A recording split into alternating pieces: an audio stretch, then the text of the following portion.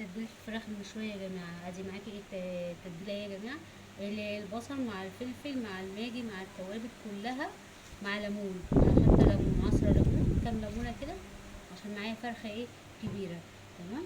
معايا ايه حبه صلصه من الطماطم كده عشان كنت بعمل محشي، فناقصه ايه حبه كده. معايا ايه معيش الا حبه دبس رمان صغيرين. طبعا ليه بقى؟ عشان ده شوي يا جماعه، فالدبس رمان وصوص صويا فبيخلي لك ايه الفراخ للشوي حلوه قوي.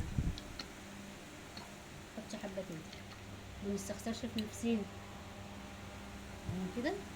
بصي بقى كده، اللهم بارك. بصي الخلطه عامله ازاي. حاطه 2 ماجي ايه في الاخر لو انتوا ايه هتلاحظوهم. تمام. مع كل التوابل اللي معاكي، مع توابل الشوي يا جماعه. وانتي عند الراجل قولوا عايزه توابل الفراخ مشويه او حاجه فهيديهالك ب10 جنيه، هتبقى 10 جنيه مش 20 جنيه. طبعا الفراخ اهي مغسوله اهي كويس يا جماعه. تعملي كده اهي. طبعا هتبل قبلها بيوم. جايبه الفرخه 2 كيلو يا جماعه عشان ايه تعمل. طبعا انا فاتحه الجناح وشايله الحته ايه اللي من النص يا جماعه، الحته اللي على الطرف دي. بصوا بقى كده، اللهم بارك. يعني قطعتها دي 2 كيلو ونص. طبعا عشان خاطر هو غاشش فيها وسقاها ميه والكلام ده كله اهي.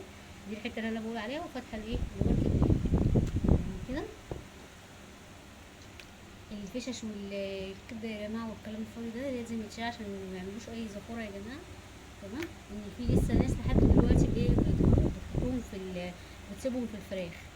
يعني انا اتضحت ان في ناس كتيره بتسيبهم في الفراخ. طبعا معايا الكبدايه ومعايا القرنصايه يا جماعه، ما بشيلش ايه البتاع بتاعتها دي طبعا اهي عشان محدش يقول مش عارفه ايه متشاله.